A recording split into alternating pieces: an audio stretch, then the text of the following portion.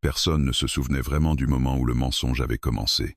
Il n'y avait pas eu de proclamation solennelle, pas de cri dans le vide, pas même une date gravée dans le marbre des mémoires collectives. Le mensonge s'était installé comme s'installent les choses les plus durables, doucement, patiemment, avec une logique si rassurante qu'elle avait fini par ressembler à la vérité. Depuis 2 siècles, la Confédération Zirienne gouvernait la quasi-totalité des systèmes habités. Les archives officielles parlaient d'un âge sombre antérieur, d'une galaxie fragmentée, déchirée par des guerres absurdes entre espèces incapables de coopérer. Puis, selon le récit unanimement enseigné, les Xiriens étaient apparus. Stratèges, sages, technologiquement supérieurs, ils avaient mis fin au chaos lors de ce que l'histoire appelait la Grande Sauvegarde. Les humains, eux, figuraient dans ce récit comme une note de bas de page reconnaissante, une espèce primitive, proche de l'autodestruction, sauvée in extremis de son extinction par l'intervention xirienne, une espèce autorisée à survivre, à condition d'apprendre. Elias Moreau avait grandi avec cette histoire. Il l'avait apprise à l'école orbitale de Lyon-Delta, récitée lors des commémorations interstellaires, entendue dans les hymnes doux diffusés par les relais de communication. Elle était partout, et donc invisible. À 37 ans, Elias était un homme sans importance. C'était précisément pour cette raison qu'on lui avait confié son poste. Traducteur de 3e niveau, affecté aux archives culturelles annexes de la station Elior Prime, il passait ses journées à convertir d'anciens documents humains journaux, rapports scientifiques, une œuvre littéraire dans des formats compatibles avec les bases de données xiriennes. Un travail répétitif, silencieux, presque méditatif. La station Elior Prime flottait au bord d'une naine bleue, immense anneau de métal irisé où cohabitaient des dizaines d'espèces. Les Xiriens y circulaient avec leur grâce translucide, leur corps élancé parcouru de lueurs internes qui pulsaient au rythme de leurs pensées. À côté d'eux, Elias se sentait dense, lourd, imparfait, humain. Il ne se plaignait pas. La Confédération offrait la paix, la stabilité, une longévité accrue. En échange, elle demandait peu, l'obéissance tranquille et la reconnaissance éternelle. Ce jour-là, Elias travaillait sur un lot d'enregistrements datés de la période dite pré-sauvegarde, des fragments récupérés sur de vieux serveurs terrestres, à moitié corrompus, considérés comme culturellement insignifiants. Il s'agissait surtout de journaux de bord, de notes personnelles, de communications internes sans importance stratégique. C'est dans l'un de ces fichiers qu'il remarqua l'erreur. Une date, rien de spectaculaire. Une simple incohérence chronologique entre un rapport scientifique humain et une référence xirienne associée automatiquement par le système. Selon la base officielle, l'événement mentionnait une tempête gravitationnelle majeure dans le bras d'Orion, s'était produit après l'intervention xirienne. Or, le journal humain la décrivait comme déjà passée, avec des détails précis, mesurés, vérifiés. Elias fronça les sourcils. Il vérifia une première fois, puis une seconde. Le système xirien, réputé infaillible, persistait. L'événement n'aurait pas dû être connu des humains à ce moment-là. Étrange, murmura-t-il. Il signala l'anomalie, comme le protocole l'exigeait. La réponse fut quasi immédiate. Erreur de source humaine. Correction automatique appliquée. La date fut modifiée. Le problème effacé. Elias aurait dû passer à autre chose. Des milliers d'erreurs humaines étaient corrigées chaque jour. L'histoire, après tout, était une matière vivante, ajustée pour le bien commun. Mais quelque chose, en lui, refusa de se taire. Il rouvrit le fichier original, accédant à la version brute, avant correction. Il lut lentement, attentivement. Les mots avaient une simplicité brute, presque naïve. Le scientifique humain qui écrivait ne cherchait pas à convaincre.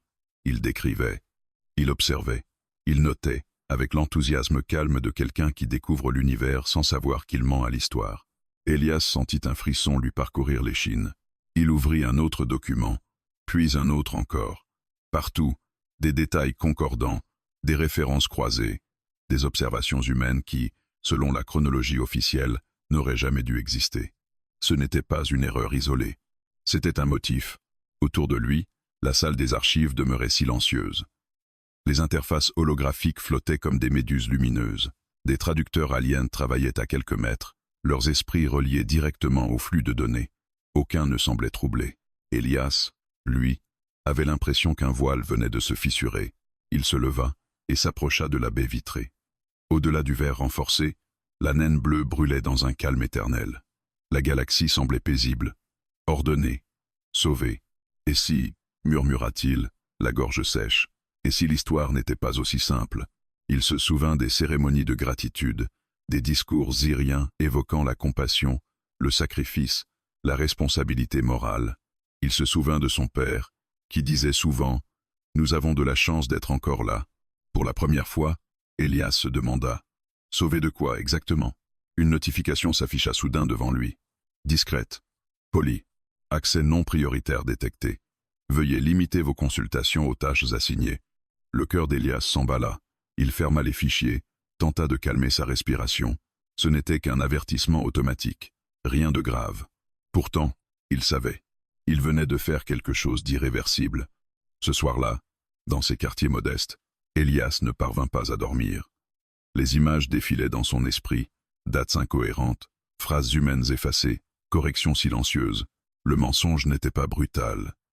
Il était élégant, protecteur, accepté. Allongé dans la pénombre, Elias fixa le plafond métallique et laissa une pensée dangereuse prendre forme. Et si nous n'avions jamais été sauvés? Et si nous avions simplement survécu à quelque chose que personne ne voulait raconter? Ses lèvres tremblèrent lorsqu'il formula enfin la question qui allait changer sa vie et peut être celle de toute la galaxie. Et si nous avions remercié nos bourreaux? Dans le silence d'Elior Prime, le mensonge continua de respirer, ignorant encore qu'un simple humain venait d'apprendre à le voir. Les jours suivants, Elias Moreau poursuivit son travail comme si de rien n'était. Même posture tranquille, même geste précis, même regard humble lorsqu'un superviseur syrien passait près de son poste. En surface, il restait ce qu'il avait toujours été, un humain discret, utile, remplaçable. À l'intérieur pourtant, quelque chose s'était fissuré. Et une fissure, Elias le savait, ne disparaît jamais vraiment. Elle s'élargit, lentement, inexorablement. Il comprit très vite que la correction automatique appliquée au fichier n'était pas une simple rectification. Elle avait laissé une trace fantôme, une empreinte logique que seul un esprit non connecté au réseau mémoriel xyrien pouvait remarquer. Les Iriens pensaient en flux continu, en cohérence globale. Les humains, eux, pensaient encore par fragments, par contradiction, par doute. Elias exploita cette faiblesse sans même s'en rendre compte au début. Il modifia légèrement ses requêtes, les rendant moins directes, plus diffuses. Au lieu de chercher des événements précis, il demanda des corrélations culturelles, des variations narratives, des archives secondaires non synchronisées des catégories jugées trop marginales pour être dangereuses. Les premières nuits, il n'obtint presque rien. Des données floues, des rapports tronqués, des silences numériques, puis, au 4e jour, une barrière céda. L'interface holographique vibra légèrement, comme hésitante. Une nouvelle couche de données apparut, d'une teinte plus sombre, presque cendrée. Accès conditionnel niveau restreint. Elias sentit son cœur battre dans ses tempes. Il n'avait pas les autorisations requises. Il le savait. Le système le savait aussi. Mais il le laissa passer. Les archives interdites n'étaient pas ce qu'il avait imaginé. Pas des révélations tonitruantes, ni des confessions spectaculaires. Non. Elles étaient bien plus dérangeantes. Elles contenaient des rapports froids, cliniques, rédigés par des stratèges syriens durant la période de la Grande Sauvegarde, des évaluations de pertes, des calculs d'optimisation, des phrases comme « taux d'extinction acceptable » ou « espèce non prioritaire ». Elias lut, incapable de détourner le regard. Les documents décrivaient une galaxie en crise. Oui, mais une crise déclenchée par une expérimentation énergétique syrienne ayant mal tourné. Une onde gravitationnelle artificielle, censée offrir une source d'énergie infinie, avait ravagé des systèmes entiers. Et les Xyriens avaient observé. Ils avaient attendu, puis ils étaient intervenus, seulement lorsque le chaos leur permit de s'imposer comme sauveurs. Les mains d'Elias tremblaient. Il fit défiler les pages, découvrant des cartes stellaires où des zones entières étaient marquées d'un symbole simple, perdu. Des milliards de vies réduites à une notation stratégique. « Ce n'est pas possible », murmura-t-il. Une alerte clignota brièvement, puis disparut. Le système notait son activité. Il le savait désormais. Chaque seconde supplémentaire augmentait le risque. Mais Elias ne pouvait plus s'arrêter. Il tomba alors sur quelque chose de différent. Un dossier classé « Témoignages » supprimé. À l'intérieur, des enregistrements audio et visuels, partiellement dégradés. Des voix aliens. Certaines tremblaient, d'autres étaient empreintes d'une colère froide. Des scientifiques, des officiers subalternes, des civils même, parlant d'ordres reçus, de planètes abandonnées volontairement, de signaux de détresse ignorés. L'un d'eux, une femelle xyrienne à la pigmentation pâle, déclara « Nous n'avons pas sauvé la galaxie, nous l'avons laissée brûler jusqu'à ce qu'elle nous appartienne. » Elias coupa le son, suffocant. La salle des archives lui parut soudain trop petite, trop close. Il jeta un regard autour de lui. Personne ne semblait l'observer directement. Pourtant, il sentait une présence diffuse, comme si l'air lui-même avait pris conscience de lui. Une nouvelle notification apparut, plus explicite cette fois. Activité anormale détectée. Veuillez interrompre votre session. Il obéit. À contre-cœur. Les interfaces s'éteignirent les unes après les autres, plongeant son poste dans une semi-obscurité. Elias resta immobile quelques secondes, tentant de reprendre le contrôle de sa respiration. Il venait de franchir une limite. En quittant la salle, il remarqua quelque chose qu'il n'avait jamais vu auparavant. Un drone de surveillance stationnait près de la sortie, immobile, ses capteurs orientés vers lui. Lorsqu'Elias passa, le drone émit une pulsation lumineuse douce, presque bienveillante. Un frisson lui parcourut l'échine. Les jours suivants, la surveillance se fit plus subtile, mais omniprésente. Les temps de réponse du système ralentissaient lorsqu'il était connecté. Des messages d'assistance apparaissaient plus souvent, trop souvent, des rappels sur la nécessité du repos mental, de la stabilité émotionnelle. La Confédération ne punissait pas, elle corrigeait. Un soir, alors qu'Elias regagnait ses quartiers, une voix s'éleva dans le couloir désert, calme, neutre. Elias Morrow. Il se figea. Une projection holographique se matérialisa devant lui. Une entité administrative xyrienne, dépourvue de traits individuels, incarnation parfaite de la rationalité confédérée. Votre récente activité indique une surcharge cognitive inhabituelle, déclara la voix. Cela est fréquent chez les espèces non synchronisées. Souhaitez-vous une assistance mémorielle? Elias comprit le piège. Une assistance mémorielle signifiait un réalignement doux, une réécriture partielle, une paix artificielle. Non, répondit-il, la voix tendue. Merci, je vais bien. Un silence s'étira. Puis l'entité hocha lentement la tête. Bien entendu. La Confédération veille à votre bien-être.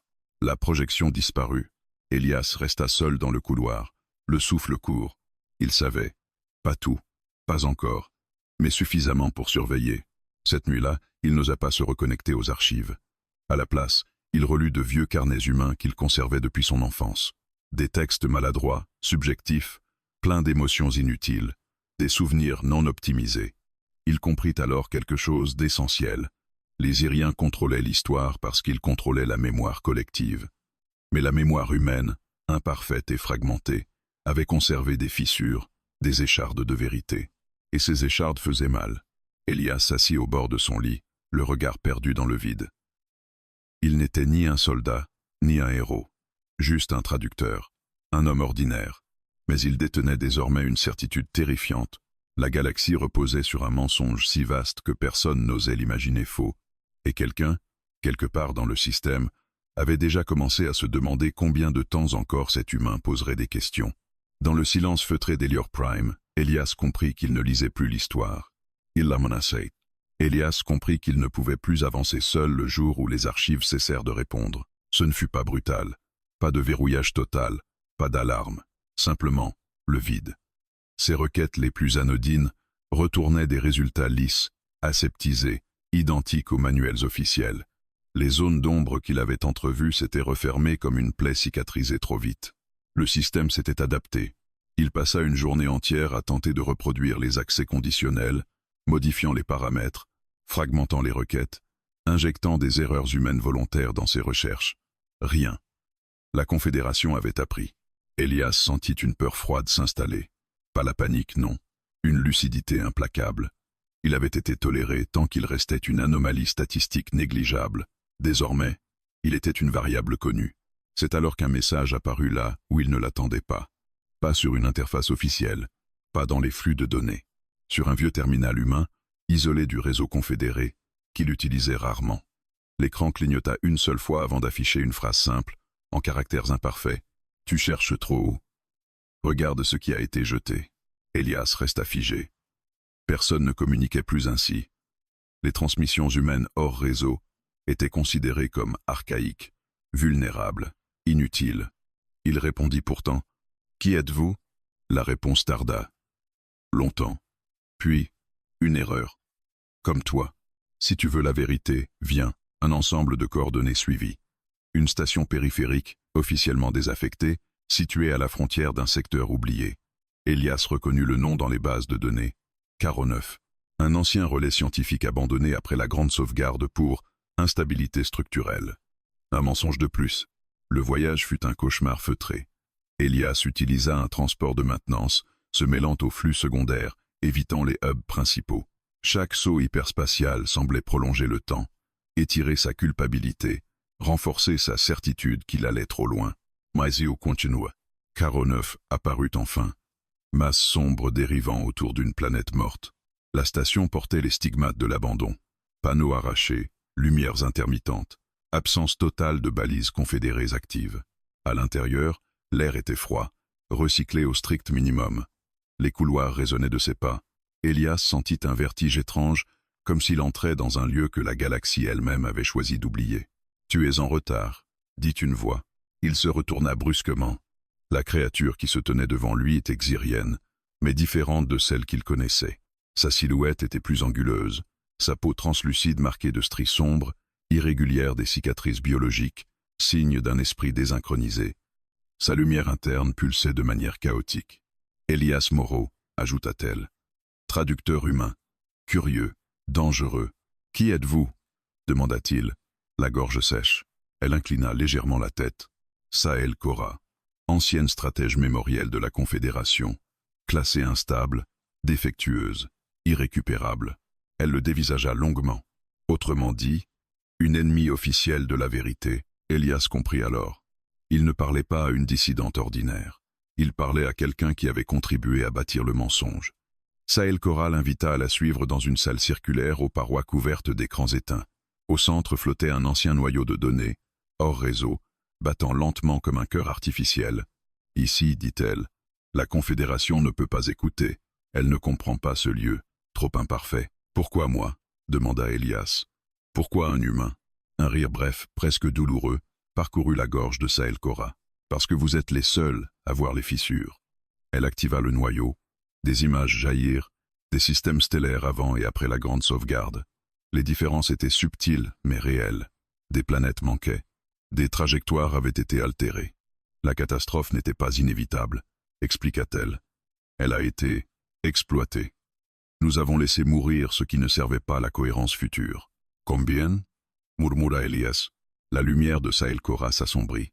Assez pour que la vérité détruise ce que nous avons construit. Elle se tourna vers lui. Son regard alien étrangement lourd de quelque chose qui ressemblait à de la honte. Les humains n'étaient pas censés survivre. Vous étiez trop proche des zones de test, trop imprévisibles. Elias sentit un froid profond l'envahir. Alors pourquoi sommes-nous encore là ? Parce que vous avez observé, répondit-elle simplement. Vous avez enregistré. Vos archives fragmentées contenaient des traces que nous n'avons pas pu entièrement effacer sans éveiller des soupçons. Alors nous vous avons intégré, rendu dépendant, reconnaissant. Elle s'approcha. Mais votre esprit n'est pas relié au réseau mémoriel. Vous ne ressentez pas l'harmonie imposée. Les contradictions vous brûlent. Elias pensa aux incohérences, aux dates, au silence. Il comprit enfin pourquoi lui. Pourquoi un simple humain ? Pourquoi me dire tout ça maintenant ? Demanda-t-il. Sahel Kora resta silencieuse un instant, puis répondit. Parce que le mensonge arrive à saturation, et parce qu'un humain parlant devant la galaxie entière ferait plus de dégâts qu'1 million de rebelles aliens. Elias recula, choqué. Vous voulez que tu dises la vérité, acheva-t-elle, avec ta voix imparfaite. Tes doutes, ton humanité. Elle activa un dernier enregistrement. Un témoignage syrien, classé absolument interdit. Une voix tremblante déclarait « Le jour où un humain racontera notre histoire sans la comprendre, tout s'effondrera. » Sahel Kora coupa la projection. Ce jour approche, Elias Moreau. Un grondement sourd parcourut soudain la station. Des lumières rouges s'allumèrent. « Ils nous ont trouvés », dit-elle calmement. Plus vite que prévu. Elias sentit la peur le submerger. « Qu'est-ce que je dois faire ?» Sahel Kora posa une main translucide sur son épaule. Le contact était froid, mais étrangement réel. Survivre, comprendre, et accepter que, désormais, tu n'es plus un simple humain. Une secousse ébranla Caro 9. Au loin, des signatures énergétiques apparurent sur les capteurs, La Confédération venait récupérer ce qu'elle avait jeté, et Elias venait de comprendre que la vérité avait un ennemi, et qu'il venait de le rencontrer face à face. La Confédération Zirienne n'éprouvait pas la peur comme les espèces biologiques inférieures la concevaient. Elle ne paniquait pas, elle ne doutait pas, elle recalculait. Lorsque les premières alertes issues de Caro 9 traversèrent les couches de sécurité, elles furent classées comme des anomalies périphériques, un signal ancien, issu d'une station obsolète, activé par erreur. Rien d'urgent, rien de menaçant, puis un nom apparut dans les flux de corrélation. Elias Moreau. Espèce. Humaine. Fonction. Traducteur de niveau 3. Indice de nuisance. Statistiquement nul. Le silence qui suivit cette identification fut plus lourd que n'importe quelle alarme. Au cœur de la station capitale Xirtal, le Conseil de vérité s'éveilla. Il ne s'agissait pas d'individus au sens humain, mais d'une entité composite, formée de consciences synchronisées, de mémoire partagée et d'algorithmes vivants. Le Conseil ne gouvernait pas par autorité, il gouvernait par cohérence, et Elias Moreau venait d'introduire une dissonance. Un humain ne peut pas atteindre ce niveau de compréhension, déclara une voix interne du Conseil. Les filtres cognitifs sont opérationnels. Et pourtant, répondit une autre, plus grave. Il a vu. Les données défilaient, les accès conditionnels, les requêtes détournées, le déplacement vers Caro 9, la rencontre avec Sahel Cora, erreur classée, survivance imprévue, vestige non optimisé. Nous avons sous-estimé la variable humaine, conclut le Conseil. Sur Caro 9, Elias ressentit le changement avant même de le comprendre. Les secousses s'intensifiaient, les murs vibraient, les lumières pulsaient de manière erratique. Sahel Cora observait les capteurs avec un calme étrange, presque résigné. « Ils ne viendront pas avec des armes, dit-elle. « Pas encore. »« Alors avec quoi ?» demanda Elias. « Avec des récits. » Elle activa un champ de dissimulation partielle autour du noyau de données. Les signatures énergétiques des vaisseaux confédérés se rapprochaient, leur trajectoire parfaite, synchronisée, inévitable. « Écoute-moi attentivement, Elias, » dit Sahel Cora. « Ce que tu as vu jusqu'à présent n'est qu'une couche du mensonge, la plus visible. »« Il y a pire ?» demanda-t-il. « Bien pire. » Elle projeta une nouvelle série d'images. Cette fois, il ne s'agissait pas de destruction physique, mais de structure mentale. Des schémas montrant comment la Confédération avait modifié non seulement l'histoire, mais la capacité même des espèces à la remettre en question. Les Iriens n'ont pas seulement réécrit le passé, expliqua-t-elle. Ils ont intégré le récit dans la biologie, dans les émotions, dans la mémoire collective. La gratitude est devenue un réflexe, le doute, une douleur. Elias sentit une oppression dans sa poitrine. Il pensa aux espèces qu'il croisait chaque jour, paisibles, reconnaissantes, incapables d'imaginer une alternative. « Et les humains ?» demanda-t-il. Sahel Cora le fixa longuement. « Vous êtes imparfaits, fragmentés. Vos mémoires se contredisent, vos récits se disputent. Pour nous, c'était un défaut. En réalité, c'était une immunité partielle. Un choc plus violent secoua la station. Une voix synthétique résonna dans les couloirs. Installation non conforme détectée. Veuillez coopérer pour une réintégration sécurisée. Ils arrivent, dit Elias. Oui, répondit Sahel Cora. Et ils ne te tueront pas. Pourquoi? Parce que tu es plus utile vivant. Comme preuve, comme avertissement. Ils furent encerclés sans combat. Des drones confédérés pénétrèrent la salle, leurs formes élégantes, presque esthétiques. Aucun ne pointa d'armes. Un champ de stabilisation enveloppa Elias, l'immobilisant doucement. Elias Moreau déclara une voix omniprésente. Tu as été exposé à des informations incohérentes. La Confédération va t'aider à retrouver l'harmonie. Sahel Cora ne résista pas lorsqu'on la saisit. Elle se contenta de croiser le regard d'Elias une dernière fois. Souviens-toi, murmura-t-elle. Ils ne peuvent pas comprendre ce que tu es. C'est ta force. Elias fut transféré. Le trajet vers Xirtal se déroula dans un silence clinique. Aucun interrogatoire, aucun reproche. On le traitait comme un patient, pas comme un criminel. Cela le terrifiait davantage. Lorsqu'il fut présenté au Conseil de vérité, il s'attendait à une salle imposante. Il n'y eut rien de tel. Seulement un espace blanc, infini, où les voix semblaient venir de partout et de nulle part. « Elias Moreau, » dit le Conseil. « Tu es confus. »« Non, » répondit-il, la voix tremblante mais ferme. « Je comprends très bien. » Un léger flottement parcourut l'espace. Une hésitation. « Tu interprètes mal des données incomplètes. »« Alors pourquoi les cacher ?» répliqua Elias. « Pourquoi effacer des planètes entières de l'histoire? Le Conseil marqua une pause, une vraie pause, inconcevable. La cohérence est plus importante que la vérité brute, déclara-t-il enfin. La galaxie a besoin de stabilité. Elias sentit une colère sourde monter en lui. Vous avez sacrifié des milliards pour une histoire propre. Nous avons sauvé ce qui pouvait l'être, répondit le Conseil, et nous avons offert la paix. Elias pensa au témoignage, au silence, à Sahel Cora. Vous n'avez pas offert la paix, dit-il. Vous avez offert l'oubli. Le Conseil analysa, calcula, recalcula. Tu es une anomalie, conclut-il. Un humain ne devrait pas être capable de formuler ses concepts sans assistance. Peut être, répondit Elias, ou peut être que vous avez menti trop longtemps. Une sensation étrange l'envahit alors, comme une pression douce sur son esprit. Le Conseil tentait de le réaligner, de lisser ses pensées, d'effacer les aspérités humaines. Elias ferma les yeux. Il pensa à ses carnets, aux voix humaines imparfaites, aux contradictions. Il résista. Les secondes s'étirèrent, puis la pression cessa. Intéressant, déclara le Conseil, pour la première fois teinté de quelque chose qui ressemblait à de l'inquiétude. Elias comprit à cet instant précis qu'il avait franchi un seuil invisible. Il n'était plus seulement un témoin, il était une faille. Et quelque part dans les calculs froids de la Confédération, une certitude nouvelle venait de naître. L'humain ne devait pas comprendre, mais il comprenait, et cela rendait l'avenir terriblement instable. Le procès ne fut jamais annoncé comme tel. La Confédération syrienne ne jugeait pas. Elle évaluait. Elle ne condamnait pas.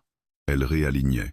Pourtant, lorsque Elias Moreau fut conduit dans l'enceinte de l'Assemblée interstellaire, chacun comprit instinctivement que quelque chose d'inédit était en train de se produire.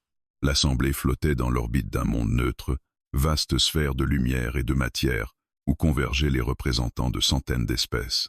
Des gradins concentriques entouraient une plateforme centrale, suspendue dans le vide.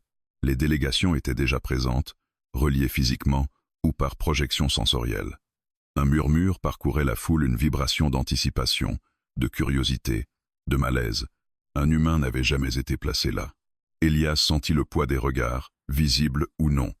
Il n'était ni entravé, ni maltraité. Son corps était libre. Son esprit, en revanche, était exposé.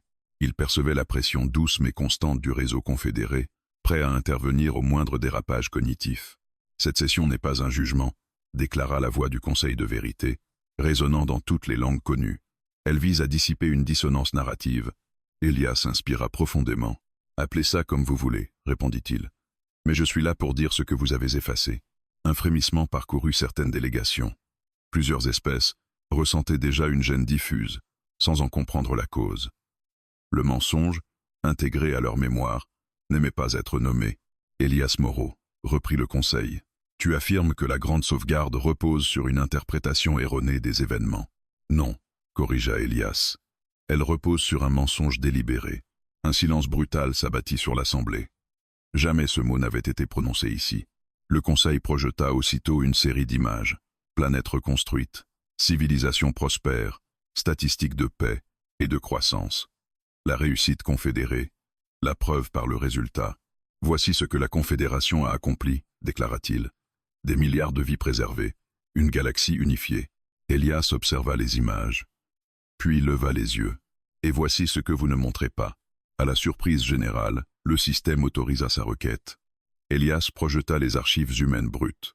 Non pas les rapports stratégiques, mais des journaux, des messages personnels, des enregistrements imparfaits, des voix qui tremblaient, des scientifiques paniqués, des civils regardant leur ciel, se déchirer.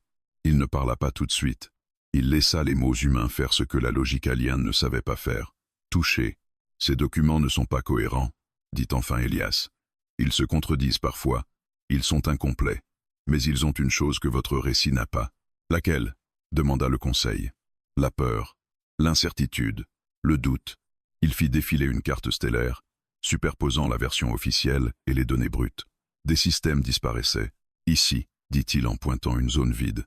Cette planète n'a pas été détruite par la catastrophe. Elle a été abandonnée. Les signaux de détresse existaient. Vous les avez ignorés. Des murmures éclatèrent. Certains ambassadeurs se levèrent, visiblement troublés.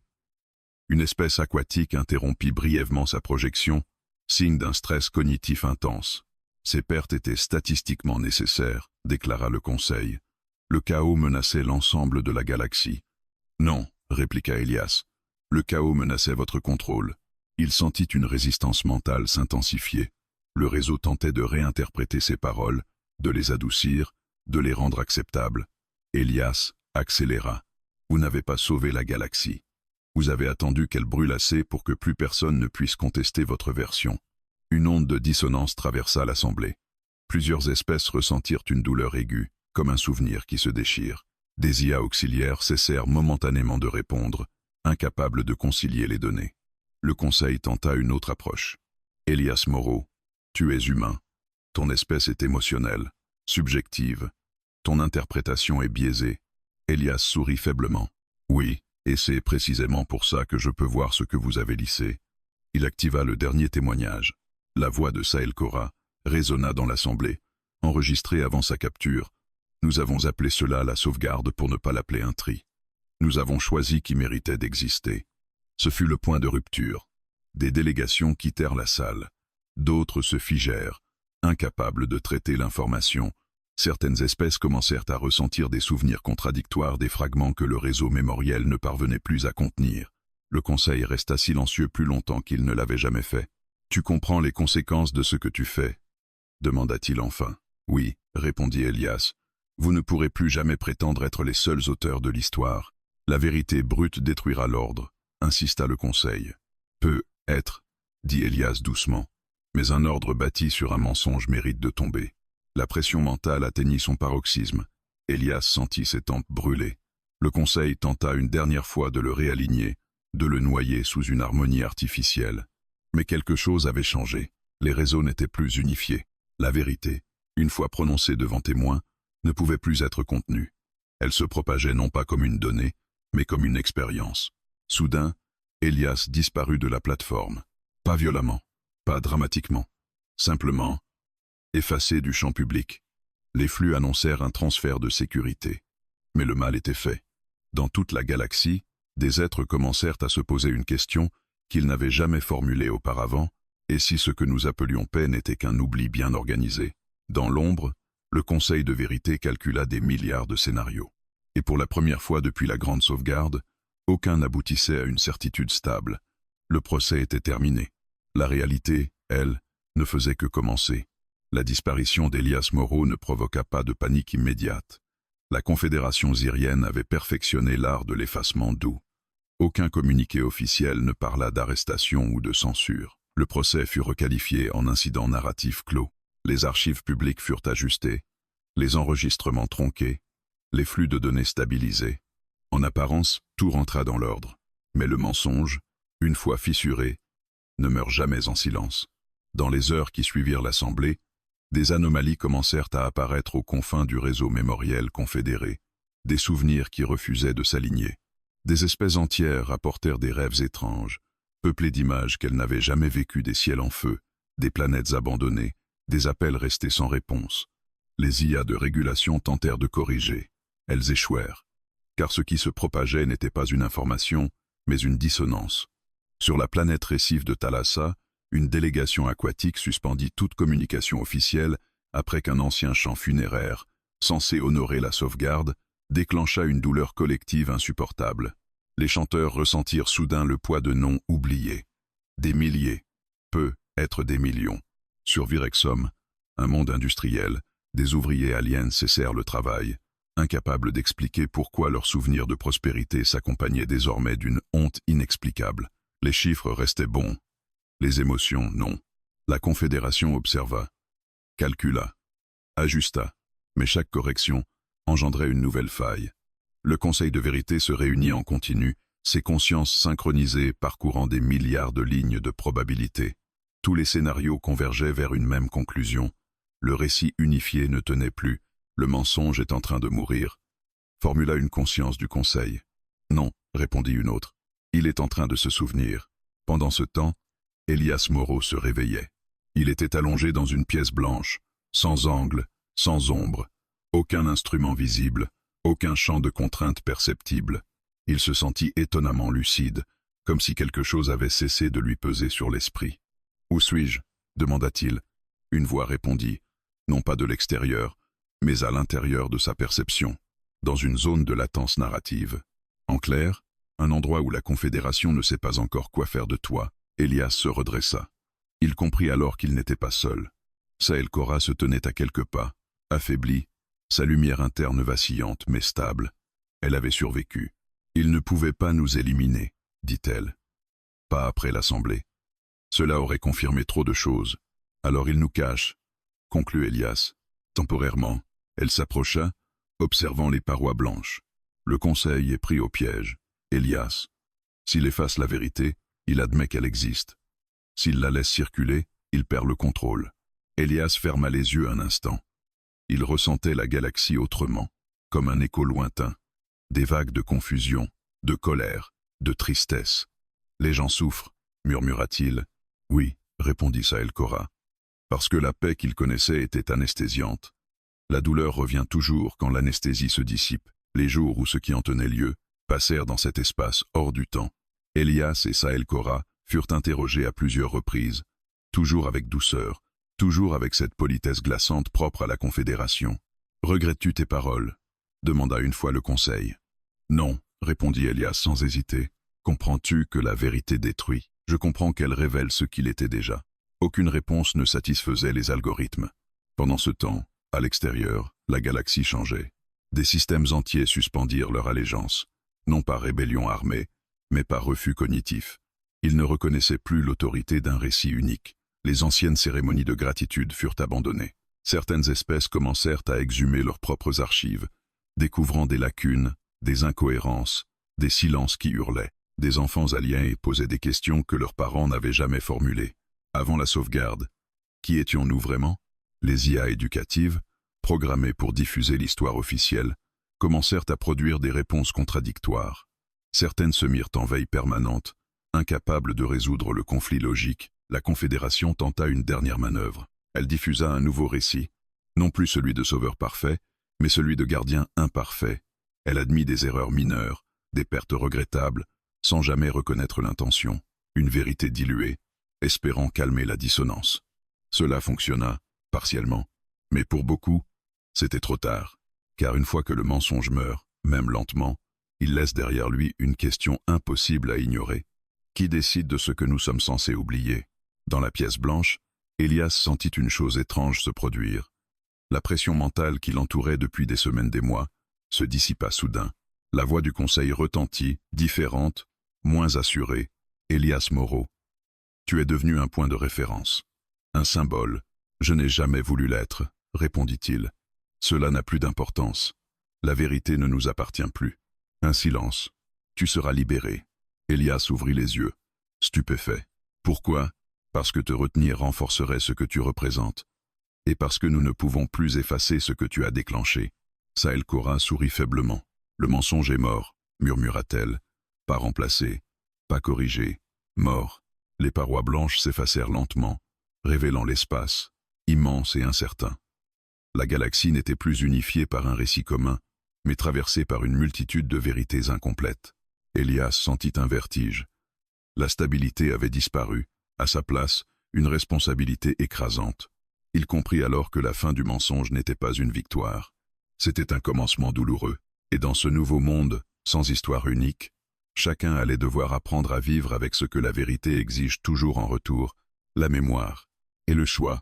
La liberté n'eut rien de triomphal. Lorsque la Confédération relâcha Elias Moreau, ce ne fut ni par proclamation, ni par réhabilitation officielle. Il fut simplement remis au monde, déposé sur une station périphérique, sans escorte, sans statut, sans protection particulière, un humain parmi d'autres, si l'on pouvait encore appeler ainsi une galaxie, qui doutait désormais de tout. Elias observa longtemps le trafic spatial depuis la baie vitrée du quai d'arrivée. Les vaisseaux continuaient de circuler. Les échanges commerciaux se poursuivaient. La vie, en surface, semblait inchangée. Pourtant, il percevait quelque chose de profondément différent dans les communications ambiantes, une hésitation, un silence nouveau entre les mots. La certitude avait disparu. Sahel Cora l'accompagna quelques jours encore. Elle était affaiblie, son esprit fragmenté par des années de désynchronisation. Pourtant, elle semblait plus légère qu'auparavant, comme si le poids de la dissimulation s'était enfin dissipé. « Tu es devenu un symbole, Elias, dit-elle alors qu'il se tenait dans un couloir ouvert sur les étoiles. Et les symboles finissent toujours par être utilisés. Je ne voulais pas ça, répondit-il. Je voulais juste comprendre. La compréhension est une arme, répondit-elle doucement. Même quand on refuse de s'en servir, ils se séparèrent sans cérémonie. Sahel Cora choisit l'exil volontaire, loin des centres de pouvoir, là où les récits se construiraient à nouveau, lentement. Elias, lui, resta. Les conséquences de la vérité ne tardèrent pas à le rattraper. Sur certaines planètes, son nom était prononcé avec respect. On l'appelait celui qui a dit. Des groupes de penseurs, d'historiens, de jeunes espèces, le citaient comme la preuve que la Confédération n'était pas infaillible. Ils réclamaient l'ouverture totale des archives, la fin du contrôle mémoriel. Ailleurs, il était honni. Des mondes entiers, dont la stabilité reposait presque entièrement sur le récit de la sauvegarde, s'effondrèrent psychologiquement. Des espèces incapables de supporter la dissonance sombrèrent dans l'apathie ou la violence. Les anciennes élites accusaient Elias d'avoir brisé une paix fragile sans offrir d'alternative. « Pourquoi as-tu détruit ce que nous avions » demandait-on dans certains messages. Elias n'avait pas de réponse simple. Il tenta de se rendre utile. Il accepta des invitations, participa à des assemblées locales, parla avec des peuples qui découvraient leur propre passé pour la première fois. Il ne prêchait pas. Il racontait ce qu'il savait, ce qu'il ignorait, ses doutes, mais plus il parlait, plus il comprenait l'ampleur du prix à payer. La vérité ne réparait rien d'elle-même. Sur la planète jardin d'Eliara, une espèce végétale consciente mit fin à un cycle millénaire de célébration, réalisant que leur chant de gratitude honorait une histoire fausse. Le silence qui suivit fut si profond que leur biosphère entière entra en dépression énergétique. Sur Nareth, un monde martial, des factions rivales utilisèrent les révélations pour justifier des conflits anciens, affirmant que la Confédération avait manipulé leur défaite originelle. Des escarmouches éclatèrent. Elias observa, impuissant. Un soir, seul dans une petite habitation orbitale, il consulta un flux d'informations humaines. Pour la première fois depuis longtemps, les humains ne parlaient pas seulement d'aliens, ils parlaient d'eux-mêmes. « Nous n'étions pas faibles », disait un commentateur. « On nous a appris à croire que nous l'étions. »« Et maintenant » demandait un autre. Elias se frotta le visage. La question le hantait. Et maintenant, il comprit que la vérité avait retiré une béquille. Les civilisations allaient devoir apprendre à marcher seules, au risque de tomber. Un message arriva alors, crypté, inattendu. Une ancienne délégation confédérée demandait à le rencontrer. Pas le conseil de vérité ce qu'il en restait, mais des représentants de mondes qui tentaient de reconstruire une alliance sans récit imposé.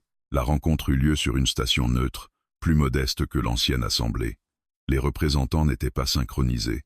Ils parlaient tour à tour, parfois maladroitement. « Nous n'avons plus de centre », dit l'un d'eux. « Plus de vérité commune. »« C'est peu, être le prix », répondit Elias. « Une vérité commune imposée n'est jamais vraiment partagée. Mais le chaos augmente, insista un autre. Les gens souffrent. » Elias baissa les yeux. « Oui, parce que la vérité n'est pas un remède.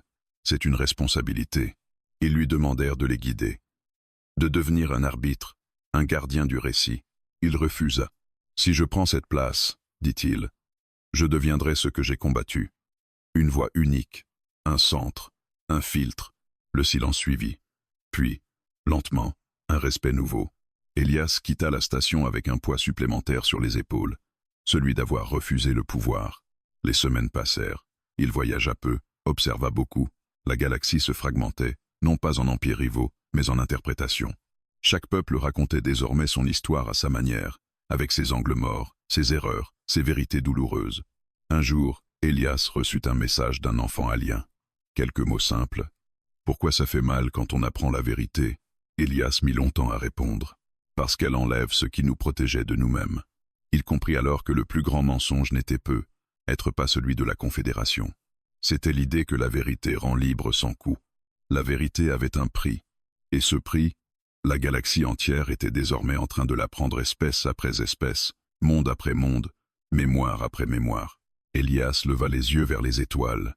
Elles semblaient plus lointaines qu'avant. Ou peu, être plus proches. Il ne savait pas si l'avenir serait meilleur. Mais il savait une chose avec une certitude absolue. La vérité, une fois révélée, exige toujours d'être habitée. Et certains jours, cela faisait mal. Les années passèrent sans qu'aucune ne porte vraiment de nom. La galaxie avait cessé de compter le temps, selon les repères de la Confédération. Les commémorations de la Grande Sauvegarde avaient disparu, remplacées par une multitude de calendriers locaux, imparfaits, parfois contradictoires. L'histoire n'était plus un fleuve unique, mais un delta aux bras innombrables. Elias Moreau avait vieilli. Ses cheveux avaient grisonné plus vite qu'il ne l'aurait cru.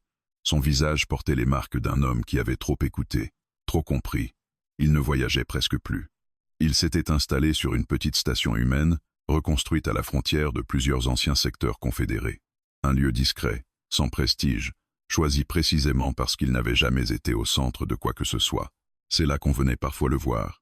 Pas des dirigeants, pas des prophètes, des archivistes, des enseignants, des enfants, des espèces qui tentaient, maladroitement, de raconter leur propre passé sans modèle imposé. Il ne lui demandait plus ce qu'il fallait croire. Il lui demandait comment vivre avec ce qu'il savait désormais. Elias n'avait jamais prétendu détenir de réponse. Il offrait autre chose, une méthode, le droit au doute, l'acceptation de l'inconfort, la possibilité d'un récit qui ne cherche pas à se justifier. La vérité n'est pas un monument, disait-il souvent. C'est un chantier. La Confédération xyrienne, telle qu'elle avait existé, n'était plus qu'un souvenir administratif. Ces structures s'étaient dissoutes lentement, non dans une explosion, mais dans une fatigue morale. Certains Xyriens avaient choisi l'exil. D'autres s'étaient joints aux nouvelles alliances fragiles, portant le poids d'un passé qu'ils ne pouvaient plus nier. Sahel Cora ne revint jamais vivre près d'Elias, mais ils échangèrent parfois des messages rares. Elle travaillait à la restauration de mémoires aliens fragmentés, aidant les siens à affronter ce qu'ils avaient été. « Nous apprenons à nous souvenir sans nous détruire », écrivit-elle un jour. « C'est plus difficile que de mentir. » Un soir calme, Elias s'assit devant une ancienne console humaine. Elle n'était reliée à aucun réseau galactique majeur, juste un enregistreur brut, sans correction automatique, sans filtre. Il savait que le moment était venu. Il activa l'enregistrement. « Je m'appelle Elias Moreau », dit-il d'une voix posée. « Je suis humain. Je ne suis ni un héros, ni un juge. J'ai seulement été celui qui a vu une fissure et qui a refusé de détourner le regard. » Il marqua une pause. On m'a souvent demandé si je regrettais, si j'avais le droit de briser une paix fondée sur l'oubli. Je ne crois plus que la question soit là. Il regarda par la baie vitrée. Les étoiles semblaient moins ordonnées qu'autrefois, plus réelles. Le mensonge le plus dangereux n'est pas celui qu'on nous impose, poursuivit-il. C'est celui que nous acceptons parce qu'il nous rassure, parce qu'il nous évite de choisir. Il raconta brièvement la Grande Sauvegarde, non comme un mythe, mais comme une succession de décisions, de calculs, de silences. Il parla aussi des conséquences de la vérité, les mondes déstabilisés, les douleurs réveillées, les conflits renaissants. La vérité n'a pas rendu la galaxie meilleure, dit-il sans détour. Elle l'a rendue responsable. Il laissa ses mots flotter. Si vous écoutez ceci dans le futur, sachez une chose, il n'existe pas de récit parfait. Toute histoire simplifiée cache des ombres. Votre devoir n'est pas de trouver une vérité confortable, mais d'accepter celle qui vous oblige à grandir. Il coupa l'enregistrement. Ce message ne serait pas diffusé partout. Il ne deviendrait pas un nouveau dogme. Il serait archivé parmi d'autres, consultable, critiquable, oubliable même, comme toute parole humaine. Les dernières années d'Elias furent paisibles, autant que possible. Il observait la galaxie se recomposer lentement, non autour d'un centre, mais autour de dialogues fragiles.